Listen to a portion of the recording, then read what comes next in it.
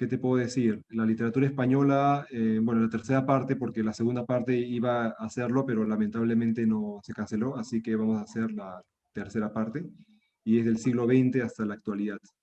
Bueno, para entender la literatura española de este tiempo hay que entender también la historia, como digo siempre. Y en la historia, por ejemplo, bueno, el contenido de la presentación consiste en hablar sobre el siglo XIX y qué corrientes se vinieron desarrollando durante todo ese tiempo. Fueron el romanticismo, el realismo, el modernismo y la generación del 98. O sea, son las principales corrientes que vinieron desarrollándose durante ese tiempo. Y en el siglo XX hubo también otros movimientos o generaciones como las generaciones de 1914, del 27, que es muy famosa, de 1950 y de la posguerra. Hubo también otras generaciones pequeñitas, pero no las he colocado por cuestiones de tiempo, pero aquí he colocado las más conocidas de todo este proceso. Y es la que pueden encontrar en muchos libros, pero también van a encontrar otras generaciones o tendencias, pero estas al menos son, bueno, las que más difundidas, pero no quiere decir que otras tendencias no sean importantes. También son muy importantes. Hay que siempre leer y revisar los textos. Ya tal vez en otro momento que tengamos más tiempo o hagamos un curso más grande, quizá podamos desarrollar esos temas. Bueno, en el siglo XIX hay que comprender que el siglo XIX para España fue un siglo de muchos cambios. Olga, ya que estás aquí. Por ejemplo, primero ocurre la invasión napoleónica. La invasión napoleónica, qué bueno, el cabrón te puedo ver. La invasión napoleónica, ¿no? Ocurrió durante, bueno, inicios de la primera parte del siglo XIX, y en ese tiempo, pues vemos que cuando llega Napoleón, llegaba supuestamente a una España caracterizada por ser una España retrógrada, ¿no? Todavía, claro, que España era vista desde ese punto de vista, ¿no? Como un país muy, pero muy atrasado, que para ese tiempo venía por diferentes crisis políticas internas que hubo, ¿no? Y esa invasión napoleónica, pues, condujo a que haya la guerra patriótica, ¿no? O la guerra franco-española, en la que se enfrentaron, pues, el ejército de Napoleón con las milicias españolas, ¿no? La resistencia, ¿no? Los montoneros. Y fue interesante porque si vemos muchas películas o muchos documentales o series de donde se habla de Napoleón, por lo general se le representa que en España tuvo fracasos, y claro, tuvo fracasos tanto militares como sociales, porque España no estaba dispuesta a aceptar a Napoleón como su emperador, ¿no? A pesar de que los reyes habían dimitido, habían aceptado de que sí, pues no, el Cire, ¿no? Que le decía, ¿no? El gran emperador, ¿no? Napoleón puede dirigirnos, no estaban dispuestos a aceptarlos completamente porque prácticamente España, frente a esa invasión, desarrolló un sentido más nacionalista, más unificado, ¿no? Entonces lo que hizo que fue rechazar a esa influencia francesa. Pero también hubo influencia, o sea, llegó la influencia porque hubo eh, corrientes culturales que llegaron, sí. No hubo un rechazo completo, hubo una aceptación, pero en cuanto a aceptar a Francia o ser parte del reino de Francia sin ejercer una resistencia, no era una opción para los españoles. Posteriormente, o sea, como consecuencia de ese momento histórico de la invasión napoleónica, ¿qué pasó? Hubo una pérdida de gran parte de las colonias en América. ¿Por qué? Porque cuando ya hubo inestabilidad, entonces las colonias que estaban dirigidas, ¿no? O dominadas por el Reino de España comenzaban a tener pues cierto nivel de independencia o autonomía, ¿no? Decían, bueno, parece que España está dominada por Francia ahora y nosotros estamos solos. ¿Qué hacemos? Bueno, pues hay que declarar la independencia, decía, ¿no? Entonces cada parte del territorio dividido de las colonias en este caso, América Latina, vamos a decir de toda América, porque venía pues de parte de Estados Unidos, porque había del virreinato, ¿no? De Nueva España, tomaba parte de los territorios de Estados Unidos. Entonces, desde allá hasta el extremo sur de América, ¿no? Se habían formado lo que se conocen como virreinatos o capitanías generales. Entonces, los virreinatos eran como, pues, pequeños reinos que eran dirigidos por un virrey que a la vez era asignado por un rey. El rey de España le decía, bueno, al virrey vas a dirigir esto, y los mandaba. Entonces, cuando ya no hubo control de la corona española, España estaba dominada, había una crisis política. Lo que pasó es que cada territorio de América Latina, o vamos a decir de la América española, comenzaba a tener su propia independencia, ¿no? Hicieron sus juntas de gobierno, comenzaron a decidir que cada uno podía más o menos dirigirse, pero la idea era tener que cuidar el poder hasta que el rey de España nuevamente recupere su poder y puedan ser dirigidos. Era como decir, ok, estamos con la invasión napoleónica, el rey no tiene fuerza ahora, no puede dirigir, pero hay que guardar el poder. Todavía seguimos siendo colonia de España. Pero en ese momento también había otras personas que decían, no, hay que independizarnos de España porque somos también, no somos colonia de España ya, somos ya lo suficientemente independientes para poder dirigirnos, somos un país independiente, decían. Y eso hizo de que comience a haber las guerras de independencia, que me faltó colocar, pero era, claro, pérdida de la gran parte de los territorios de las colonias de América por la invasión napoleónica y por la independencia.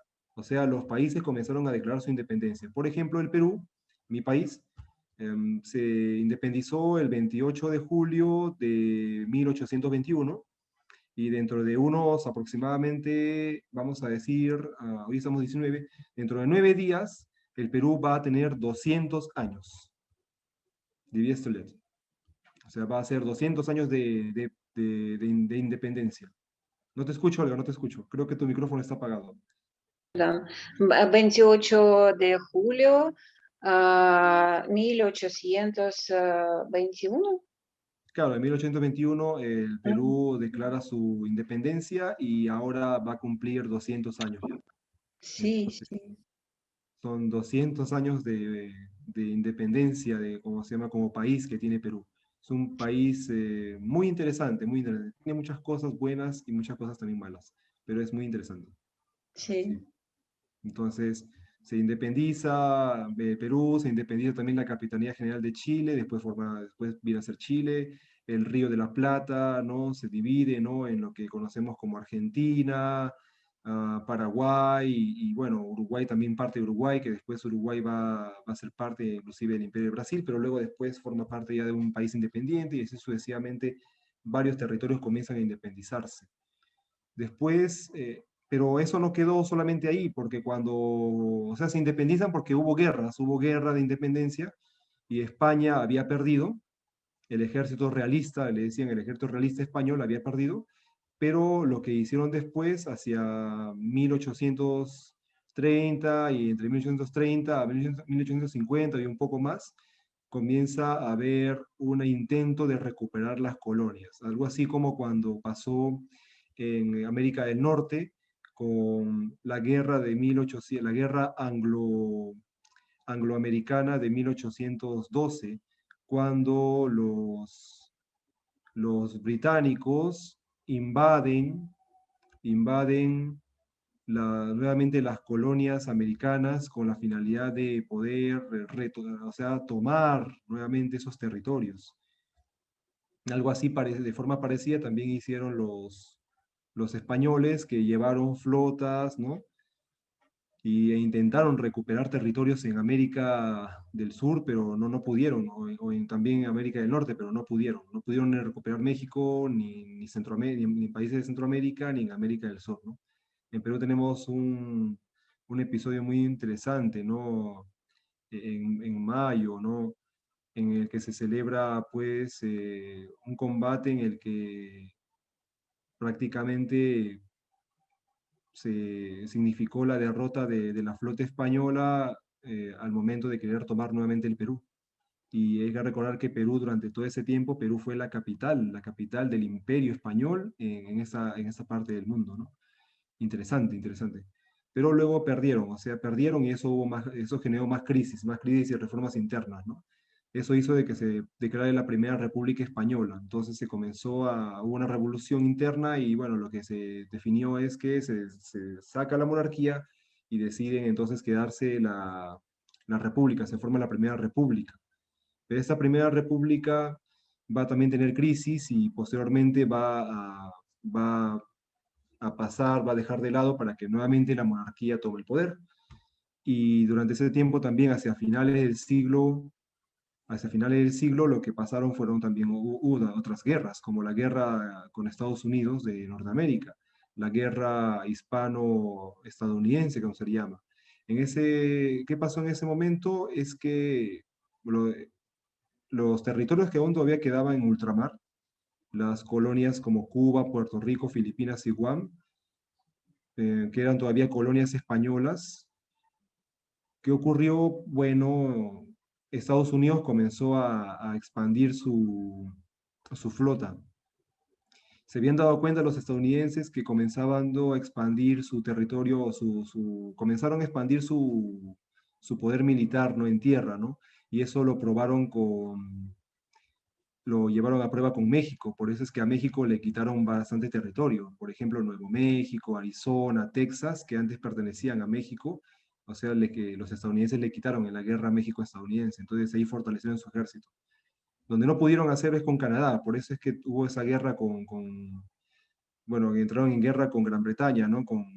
Bueno, con Inglaterra principalmente, porque todavía Canadá para ese tiempo era fiel a la corona inglesa, ¿no? Todavía tenía una relación. Entonces, los estadounidenses desarrollan el poder militar y bueno, comienzan también a desarrollar su flota marina y comienzan a ver qué territorios, ¿no? Podrían tomar, ¿no? Y comenzaron a tomar varios territorios en el mar, ¿no? Como, bueno, relativamente cercanos, como Hawái, por ejemplo, ¿no? Que Hawái antes fue una isla, pues, que era dirigida por nativos y visitada por europeos también, pero dirigida por nativos. Posteriormente perteneció a los Estados Unidos, hasta ahora, ¿no? Pertenece a los Estados Unidos. ¿Y qué pasó con estas colonias? También lo que pasó con estas colonias fue interesante porque llegaron los estadounidenses y comenzaron a tomar posicionamiento y la flota española al ver que estaban invadidos, lo que hizo fue entrar en una guerra y la guerra fue desastrosa porque no pudieron manejarla.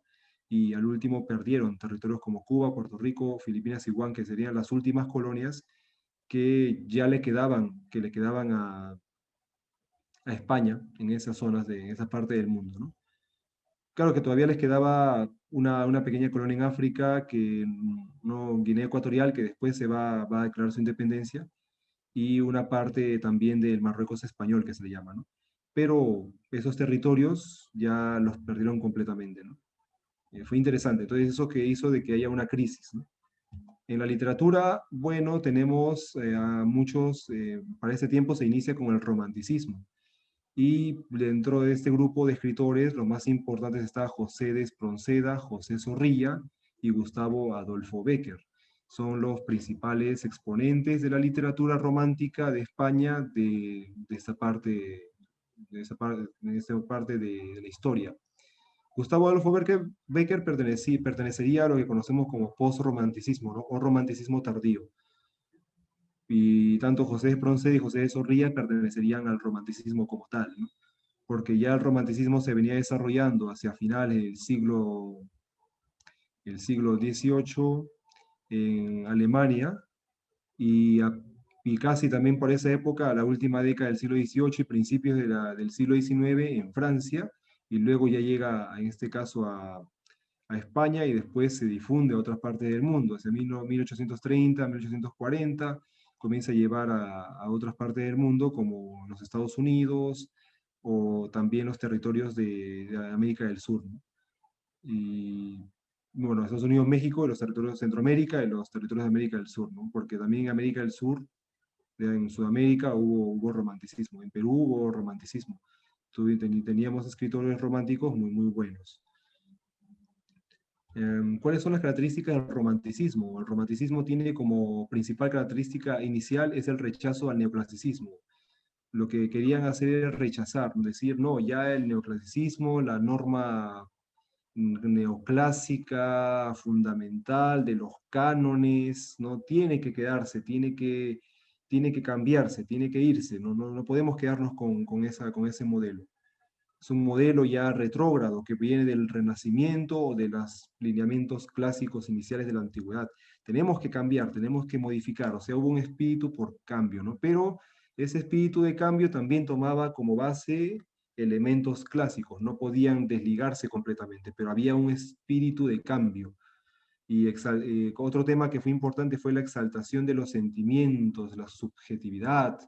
Se exaltaba se exaltaba pues el yo poético, todo lo que tiene que ver con las emociones, ¿no? La intensidad de estas.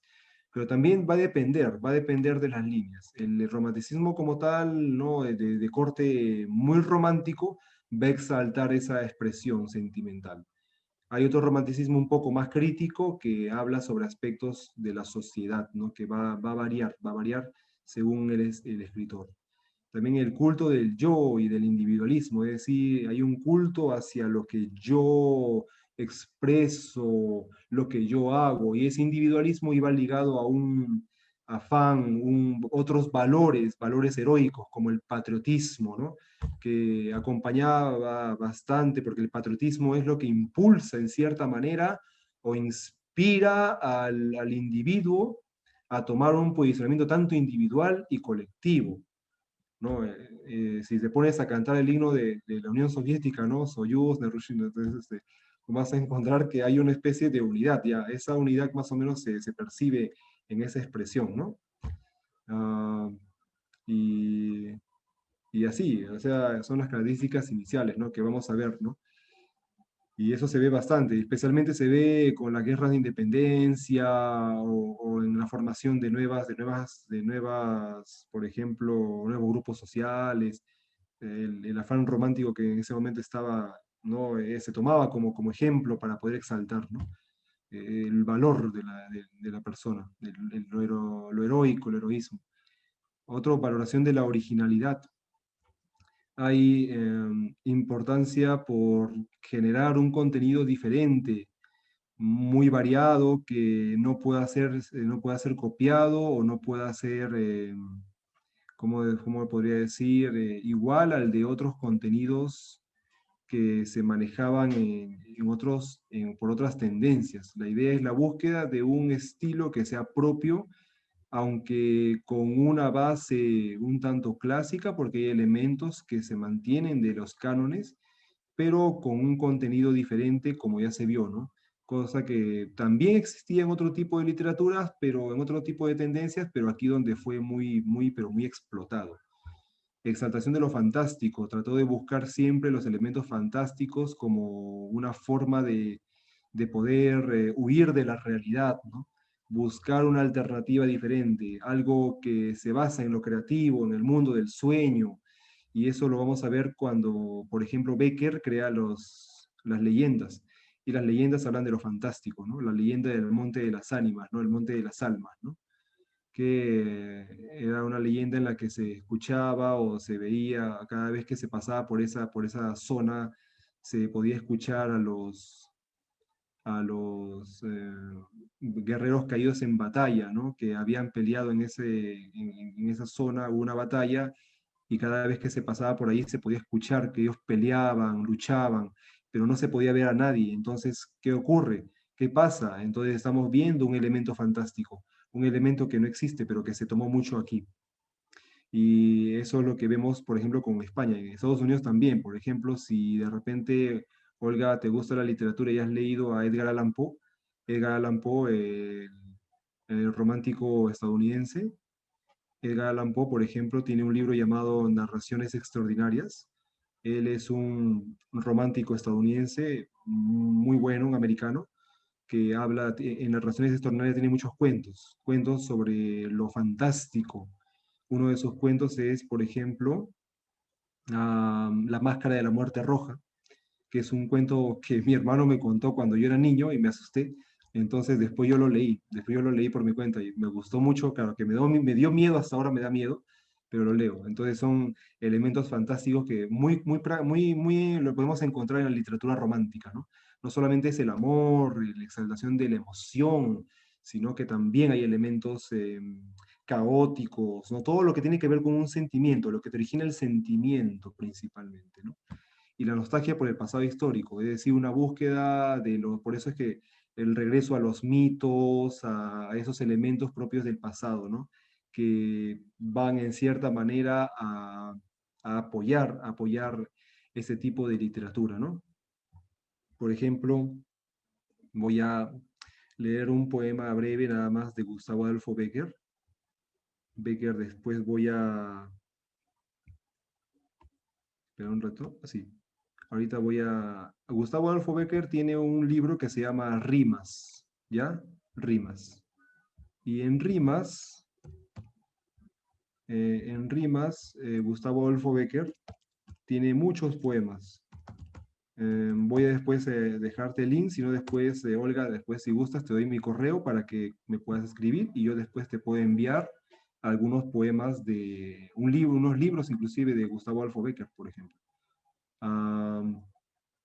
En Gustavo Adolfo Bécquer tiene muchos poemas bonitos, por ejemplo, como, dame un segundo, ahí está. Dice, del salón al ángulo oscuro, de su dueño tal vez olvidada, silenciosa y cubierta de polvo, veíase el arpa. Cuánta nota dormía en sus cuerdas, como el pájaro duerme en las ramas, esperando la mano de nieve que sabe arrancarlas.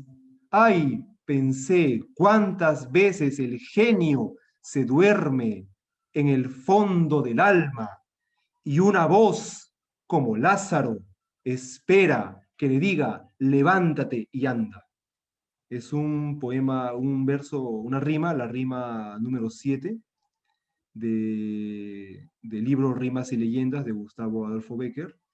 Después hay otro verso muy bonito, ahí te lo estoy buscando, en un segundo, que es la rima.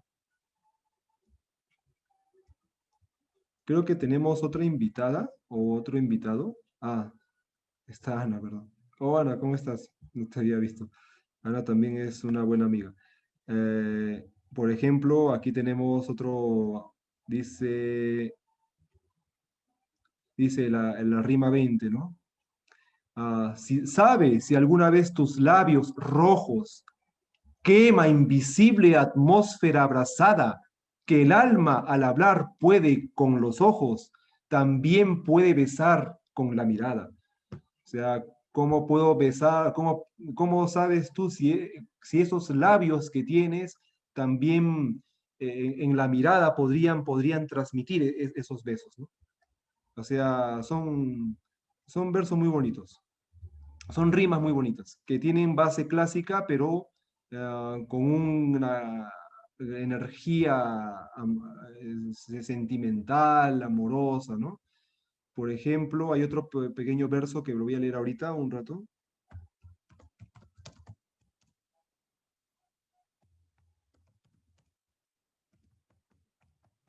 También que forma parte de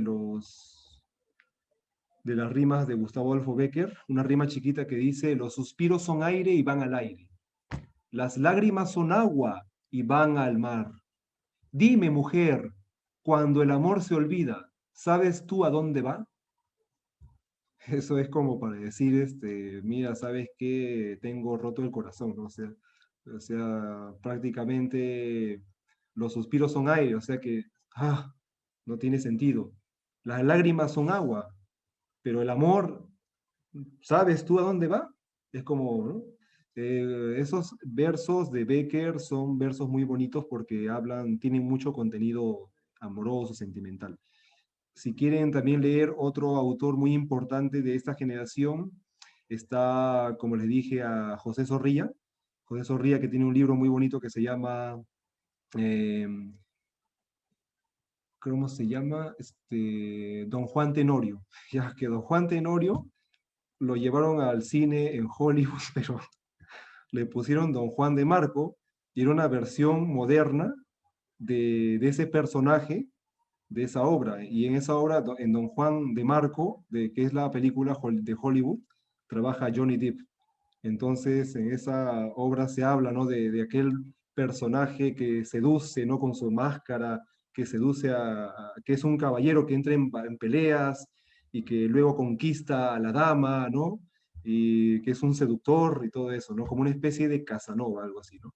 Interesante. En la película Johnny Depp se cree ese personaje, cree que es el personaje, él vive, ¿no? Cree, pero no, no es así, pero él cree, ¿no? Es lo fantástico, ¿no? Interesante esa obra, Don Juan de Marco, ¿no? En el caso de ahora voy a presentar justo la siguiente parte de lo que es la presentación. A ver, aquí tenemos la, la obra, aquí, bueno, el realismo. El realismo español se caracterizó por ser una respuesta al romanticismo. Y tenemos ahí a José María de Pereda, Benito Pérez Galdós y Leopoldo Alas, también conocido como Clarín. Son algunos representantes del realismo. ¿Cuál fue la idea, no? Un compromiso moral, político y humanitario. La literatura realista era una literatura que golpeaba el romanticismo, decía, no, hay que rechazar todo lo que es emocional, sentimental, porque hay que centrarnos en aquellos aspectos realistas de la vida. Una representación fehaciente de la realidad. Hay que representar la realidad tal como es, no la emoción, sino que la realidad tal como es. Cientificismo y objetividad, es decir, trataban de buscar siempre lo científico, lo objetivo. ¿Y por qué? Porque el realismo era una corriente que surgía en Francia como consecuencia de los cambios científicos de la época.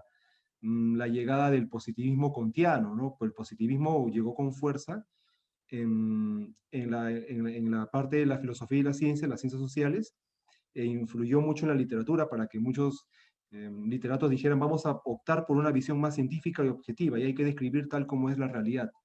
En la política estaba John Stuart Mill, por ejemplo, ¿no? John Stuart Mill con su tendencia utilitarista que hacía que planteaba pues una visión nueva de la política, pero basada siempre en los aspectos objetivos, ¿no? Después el narrador omnisciente, ¿no? El narrador que siempre conoce todo, ¿no? Es el que describe y el que habla, y lo pueden ver, por ejemplo, en las obras, ustedes tienen a extraordinarios realistas como Dostoyevsky, ¿no? Dostoyevsky que escribe, pues, ¿cómo es Nakazani y ¿cómo es Nakazani y Narushene, ¿no? Algo así. Algo así. El crimen y el castigo. Sí, Crimen y Castigo. O también Idiot, ¿no? También Brata Karamazov, ¿no? Y, y ahí, por ejemplo, podemos ver cómo él describe la realidad, ¿no? También aspectos muy, muy lógicos. Los realistas franceses también, por ejemplo, Gustave Flaubert. Aunque a mí me gusta mucho a Lev Tolstoy, ¿no? Ana Karenina, me gusta bastante Ana Karenina. Y me recuerda mucho Ana Karenina a Madame Bovary de Gustave Flaubert. Pero me gusta bastante. Ana Karenina fue una de las obras que leí cuando yo estaba en la escuela, cuando yo era niño. Leí por mi cuenta, porque allá en Perú no, o sea, acá en Rusia ustedes tienen les enseñan a leer a los niños. En Perú no, o sea, no hay esa cultura. Pero mi familia, mi padre me dijo que me estimuló siempre que yo leyera. Y esa fue una de las obras que yo leí de Lev Tolstoy y me acuerdo que también vi la película, ya, vi la película, fue muy interesante, de 1999, aquí que lo hicieron en San Petersburgo, y fue muy interesante, pero me gustó más la obra, muy bonita. Y otro, la linealidad narrativa. Cuando se lee el realismo, se va a ver que todo lo que se continúa, sigue todo un curso de acontecimientos. El uso del lenguaje claro y directo, claro, porque o sea, se busca la objetividad, no hay que crear elementos metafóricos demasiado elaborados, porque no es lo importante. Y los personajes son cotidianos, son comunes, son de la vida real, ¿no? Personas del campo, banqueros, ¿no? Vendedores, proletarios, entre otros, ¿no? Es un contexto donde hubo muchos cambios, pero a diferencia de, bueno, los cambios eran significativos, ¿no? Creo que en Rusia ya comenzaban a haber si no me equivoco, ya comenzaba a formarse los movimientos anarquistas, ¿no? En España también había movimientos anarquistas, incluso independentistas en algunas zonas, porque había zonas como el País Vasco que también luchaban por su independencia, pero igual, o Cataluña, que se seguía considerando una comunidad autónoma, pero buscaban siempre esa independencia. Aunque, claro, el anarquismo no era tan marcado, pero ya había influencia, ya había llegada, porque el anarquismo se había difundido tanto en Rusia como en Francia, en Alemania, e inclusive había llegado a América Latina. Después de este tiempo tenemos el modernismo, y en el modernismo tenemos, por ejemplo, bueno, es un periodo corto, de 5 años, que se va a caracterizar por la llegada de un movimiento que tuvo su origen no en España, no en Francia, sino que tuvo su origen en Chile, en Chile. Gracias a este señor que está aquí, Félix Rubén García Sarmiento, Rubén Darío, quien llevó el modernismo como una tendencia innovadora a España. Y bueno, también llegó a Francia, pero no tuvo mucha fuerza porque en ese tiempo ya en Francia había surgido el simbolismo. Y el simbolismo poco a poco fue desplazando, fue sacando al modernismo, ¿no? Pero el modernismo tiene una importancia histórica y literaria porque simbolizó el primer movimiento literario que surgió en América Latina, en Nicaragua con Rubén Darío, pero tuvo fuerza en Chile y de Chile llegó a España. En Perú también inclusive tenemos muchos simbolistas. Uno de los mejores simbolistas conocidos también en América Latina, como también en España y a nivel mundial, José Santos Chocano, ¿no? Muy bonitos son los poemas modernistas. Eh, Otros autores de esa época, Antonio Machado y Ramón María del Valle Inclán, son otros modernistas muy conocidos de España. ¿Cuáles son las características del modernismo? Una actitud intelectual en el tratamiento de la lengua. O sea, había una forma de poder utilizar la lengua como un elemento más intelectual, más organizado, una tendencia literaria basada en el gusto por la literatura, el placer estético y la diversidad.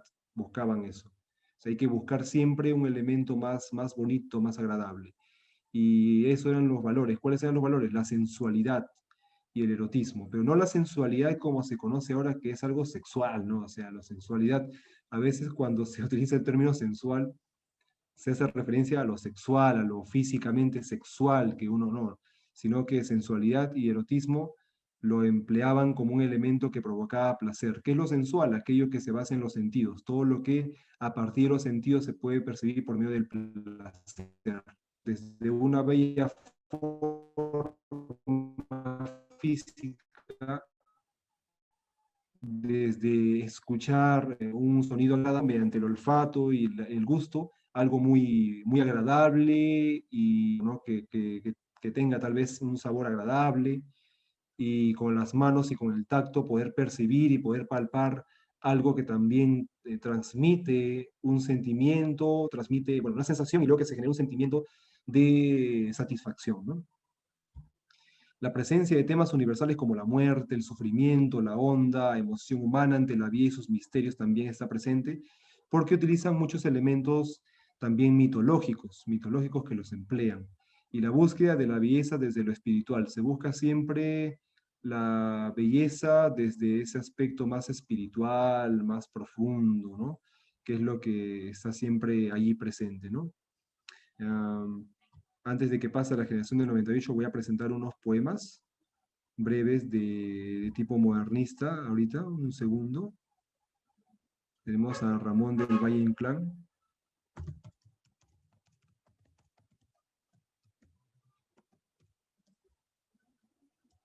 Ramón María del Valle Inclán, sí, que poemas. Yo después voy a enviar algunos links si gusta, después le doy mi correo para que vean y normal yo les envío algunos poemas allí. Por ejemplo, Rosa del Caminante. Hay un poema que se llama Rosa del Caminante de Ramón del Valle Inclán, donde dice: alamos fríos en un claro cielo azul, con timideces de cristal, sobre el río la bruma con un velo y las dos torres de la catedral, ¿no? Se mantiene todavía parte de la rima consonante, en algunos elementos, no todos.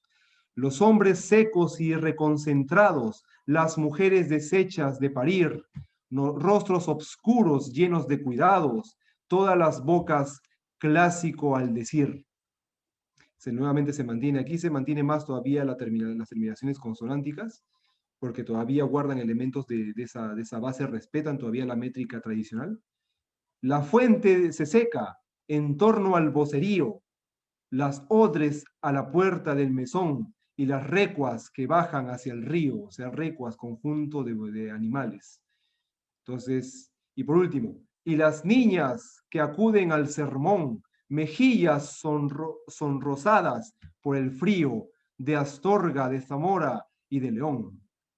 O sea, si ustedes pueden escuchar, los poemas del modernismo son poemas que utilizan muchos elementos, elementos estéticos, metáforas, ¿no? Figuras que recuerdan un poco a lo que conocemos como simbolismo, pero no es simbolismo. El simbolismo tiene otra tendencia, otra forma de poder crear ese tipo de contenidos. Pero aquí vamos a ver, ¿no? Ese tipo de elementos. Otro poema breve que voy a leer aquí de un rato de Antonio Machado.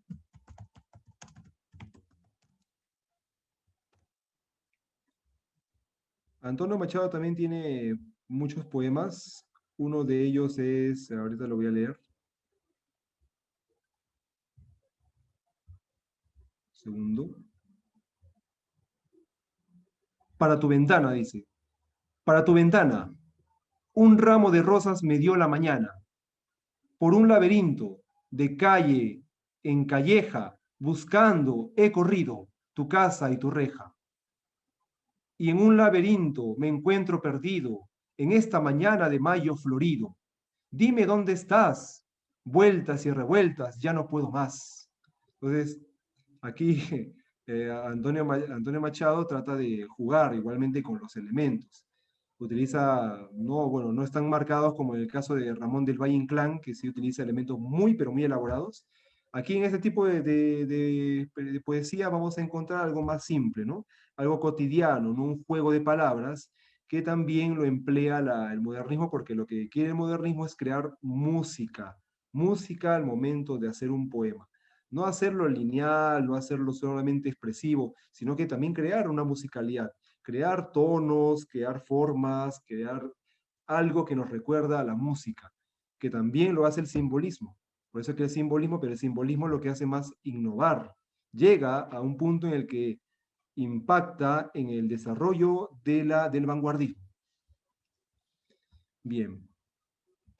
Continuando entonces con la presentación, tenemos aquí a la generación del 98. Nuevamente coloco ahí a Antonio Machado porque es un representante de este movimiento. Juan Ramón Jiménez, ganador del Premio Nobel, y Miguel de Unamuno, también otro literato muy importante de esta generación.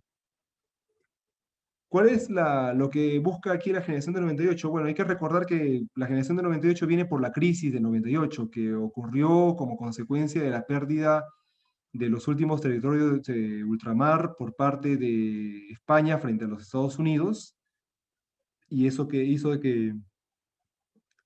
que se genere un descontento en la sociedad, ¿no? De aquel tiempo. Y lo que busca la generación del 98 es siempre exaltar el orgullo nacionalista, ¿no? España por encima de todo, que es España, ¿no? Lo que a pesar de todo ello hay que continuar siendo españoles, ¿no? Era búsqueda de esos valores.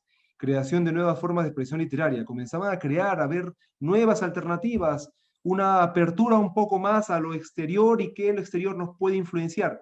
Y dentro de esas corrientes, bueno, hubo un poco de modernismo, pero hubo más influencia del simbolismo. Uso de lenguaje sencillo y de fácil interpretación. Utilizaron elementos un poco más prácticos, aunque algunos todavía conservaban una línea modernista muy elaborada. Ideología política de izquierda, comienza a aparecer la tendencia de izquierda, ¿no? Lo que conocemos después como socialismo, y preocupación por el sentido de la vida.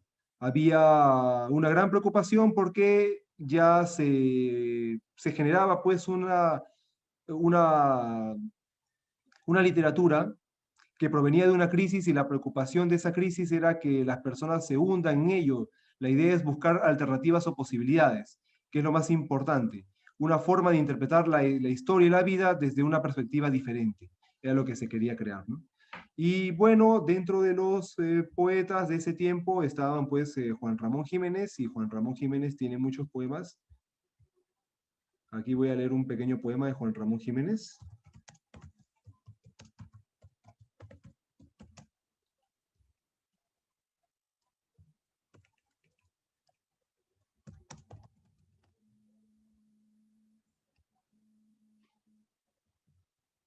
Juan Ramón Jiménez tiene una obra bien bonita que se llama Platero y yo. Yo les recomiendo que lo lean, pero también tiene poemas muy bonitos, como en ese caso, ante la sombra virgen. Siempre yo penetrándote, pero tú siempre virgen, sombra como aquel día en que primero vine, llamando a tu secreto, cargado de afán libre. Virgen oscura y plena, pasada de hondos iris que apenas se ven, toda negra con las sublimes estrellas que no llegan arriba al descubrirte. Ese poema de Juan Ramón Jiménez utiliza elementos, bueno, musicales del modernismo, pero más son elementos, estructuras de lo que conocemos como la poesía simbolista. Continuando con la presentación, tenemos aquí la generación del 98, ya sabemos que ya está presente. Ahora en el siglo XX, ¿qué pasa en el siglo XX? Bueno, ocurre la formación de la Segunda República Española. Nuevamente se forma la Segunda República debido a la crisis monárquica. Pero eso hizo de que en cierta manera también se genere pues una crisis interna, lo que condujo a la Guerra Civil Española. Y la Guerra Civil Española todos sabemos la historia, ¿no?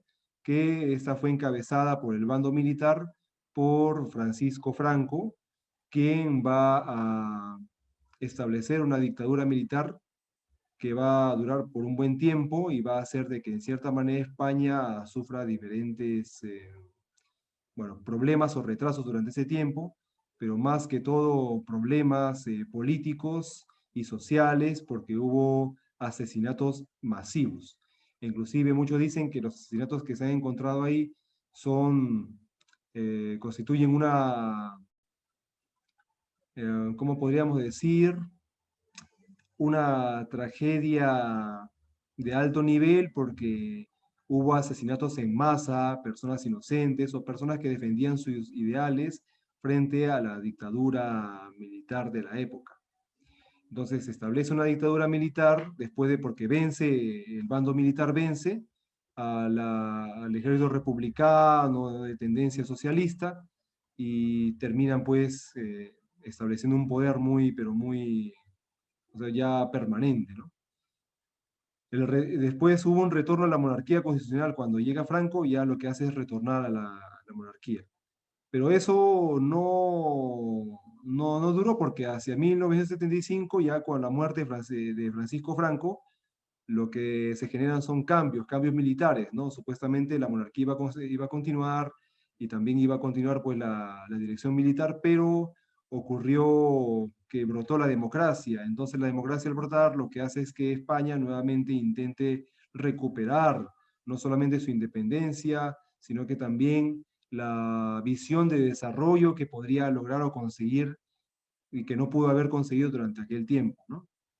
Entonces, durante ese último momento, lo que pasa es que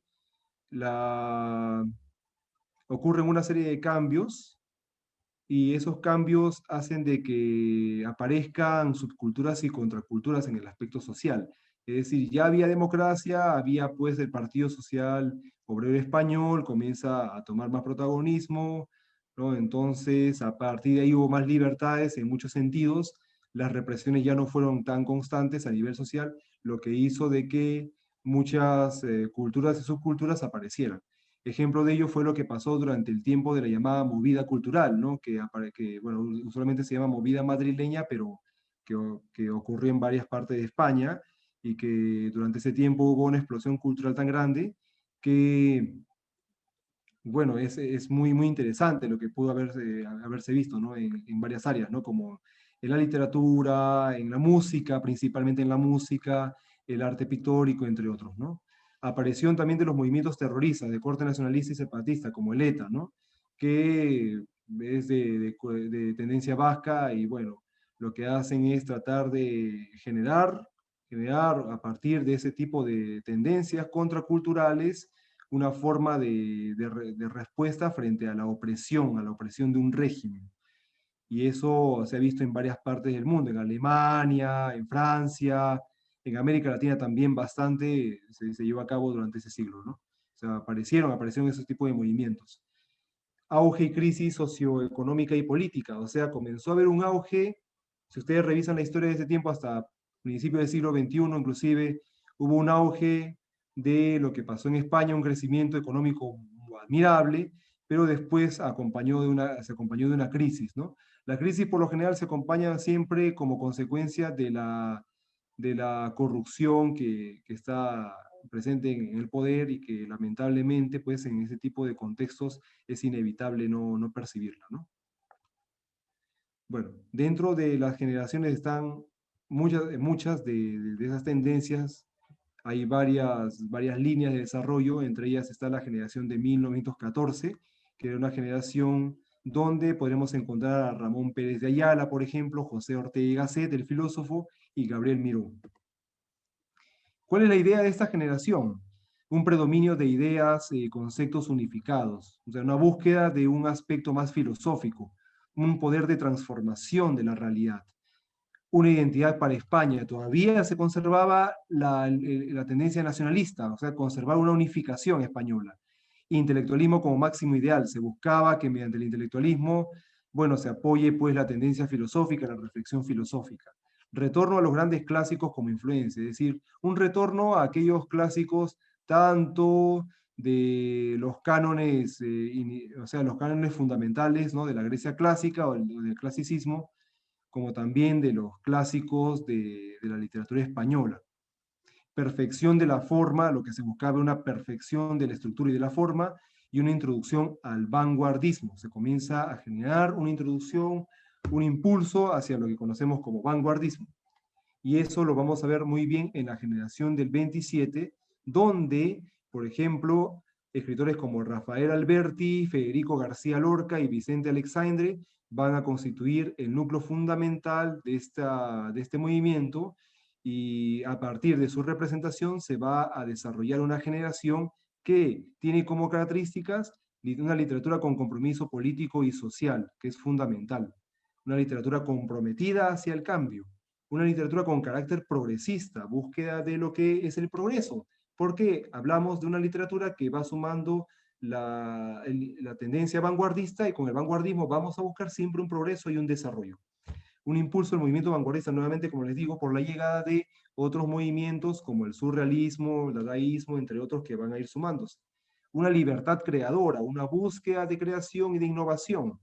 Influencia del siglo de oro español. ¿Por qué? Porque aquí lo que dice la generación de 27 es celebrar, pues, los 300 años del fallecimiento de Luis de Góngora y Argote, ¿no? También de su obra, por supuesto, porque Góngora y Argote, como había mencionado en otras exposiciones, viene a ser uno de los literatos fundamentales, una piedra angular en el desarrollo de la literatura española del siglo de oro, especialmente del barroco. Y estos escritores lo que hacen es resaltar.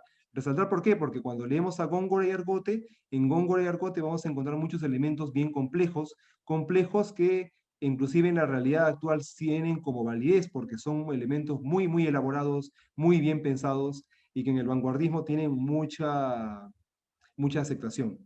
El uso intensivo de la metáfora, que viene también de la influencia del siglo de oro español, y el interés por explorar nuevas posibilidades del lenguaje empleando los versos y las estrofas tradicionalistas. Entonces, hasta aquí tenemos una generación innovadora que se caracterizaba por la presencia de muchos elementos que son significativos para el momento en el que van a presentarlos. A ver, voy a buscar aquí un pequeño poema de Federico García Lorca.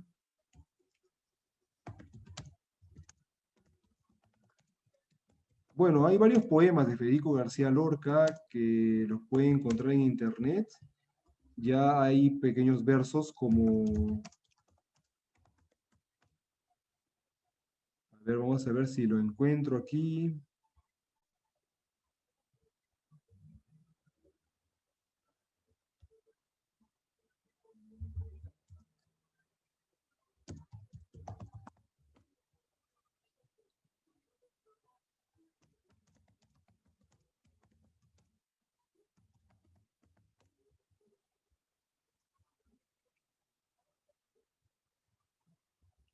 A ver, un momento.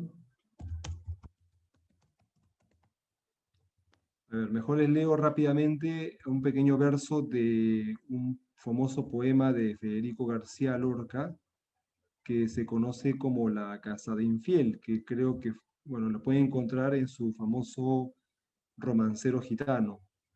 En este poema dice, ¿no? La casada infiel, ¿no? Y yo me la llevé al río creyendo que era mozuela, pero tenía marido. Ahí, en este poema, utiliza muchos elementos propios de la cultura gitana y a la vez también elementos que son musicales, musicales propios que vamos a recordar mucho en el simbolismo, pero que en el vanguardismo tienen bastante validez por la búsqueda de esa integración, ¿no? Fue la noche de Santiago y casi por compromiso se apagaron los faroles y se encendieron los grillos. En las últimas esquinas toqué sus pechos dormidos y se me abrieron de pronto como ramos de jacintos. El almidón de su enagua me sonaba en el oído como una pieza de seda rasgada por 10 cuchillos. Sin luz de plata en sus copas, los árboles han crecido y un horizonte de perros ladra muy lejos del río. Pasadas las zarzamoras, los juncos y los espinos, bajo su mata de pelo hice un hoyo sobre el limo y me quité la corbata. Ella se quitó el vestido, yo el cinturón con revólver, ella sus 4 corpiños. Ni nardos ni caracolas tienen el cutis tan fino, ni los cristales con luna relumbran con ese brillo. Sus muslos se me escapan como peces sorprendidos, la mitad llenos de lumbre, la mitad llenos de frío. Aquella noche corrí el mejor de los caminos, montando un potra de nácar sin brindas y sin estribos. No quiero decir por nombre las cosas que ella me dijo. No quiero decir por hombre las cosas que ella me dijo. La luz del entendimiento me hace ser muy comedido, sucia de besos y arena. Yo me la llevé al río. Con el aire se batían las espadas de los lirios. Y así sucesivamente sigue una serie de historias en donde se habla acerca de la sensualidad, de la seducción. En los poemas de García Lorca, de ese tipo, en el Romancero Gitano, vamos a encontrar esos contenidos porque toma muchos elementos de la intensidad, de la seducción. Son poemas muy bonitos que vamos a encontrar de diferentes temas, pero uno de los temas muy importantes que vamos a resaltar ahí en su obra es la intensidad más que todo emocional afectiva, ¿no? La pasión que caracteriza mucho a los poemas del romancero gitano.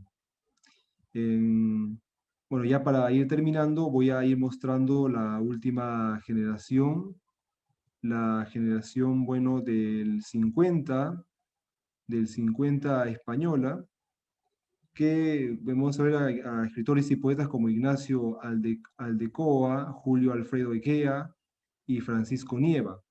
La generación del 50 tiene una tendencia más, una importancia del lenguaje, tratan de buscar lo que es importante en el lenguaje. Se preocupan por temas filosóficos también.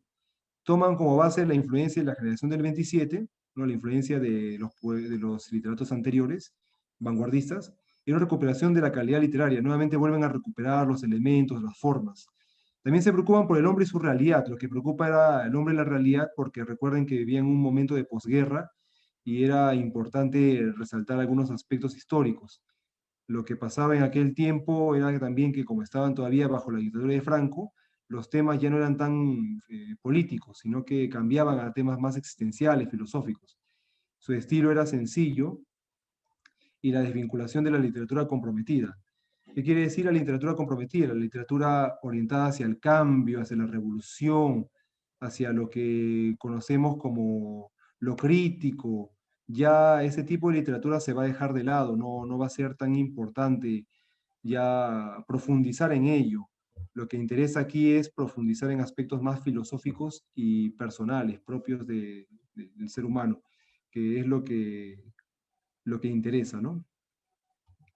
Y por último, la generación de la posguerra, ¿no? Son con autores como Camilo José de Cela, Luis Romero y Miguel Delibes y otros escritores más que van a aparecer posteriormente, buscan como fuente la guerra, ¿no? Lo que ocurrió durante ese tiempo de la dictadura franquista y los elementos propios de, bueno, ya prácticamente el cambio ideológico, una literatura con contenido crítico porque tenían una base más neorrealista que se ve en muchas tendencias literarias de la época, comunicación de sentimientos, ideas y emociones por medio de la poesía, se buscaba siempre comunicar por medio de ello estos contenidos, y una literatura comprometida con aspectos y acontecimientos sociales, los cambios principalmente, ¿no? Y va a haber escritores que poco a poco van a estar apoyando inclusive a los movimientos separatistas, como el ETA que se ve ahí, que, bueno, forman parte de contraculturas y que van a encontrarse a menudo dentro de la literatura de ya esta parte del tiempo, ¿no? De la época, ¿no? Y que también vamos a encontrar elementos dentro de la literatura que van a ser variados, ya más bien en las últimas décadas, porque lo que importa más, ya se vive en un contexto más capitalista, lo que importa ahora es buscar siempre un sentido del ser, la realidad del ser y sobre todo hacia qué apunta, ¿no? Prácticamente la existencia. O sea, también hay aspectos que preocupan de ese tipo, ¿no? No solamente aspectos puramente materiales, sino que aspectos que también preocupan hacia, ¿no? Espirituales, personales, que son importantes de rescatar, ¿no? Bueno, aquí están mis referencias. Cualquier duda o consulta, por favor, pueden escribirme sin ningún inconveniente. Yo puedo atenderles ahí para que me puedan preguntar.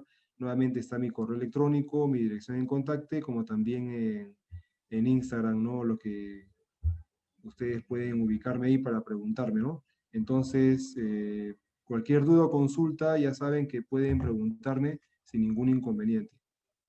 Ya, bueno, por ahora ya voy dando por detenida la exposición. Les pregunto, ¿tienen alguna pregunta, alguna duda?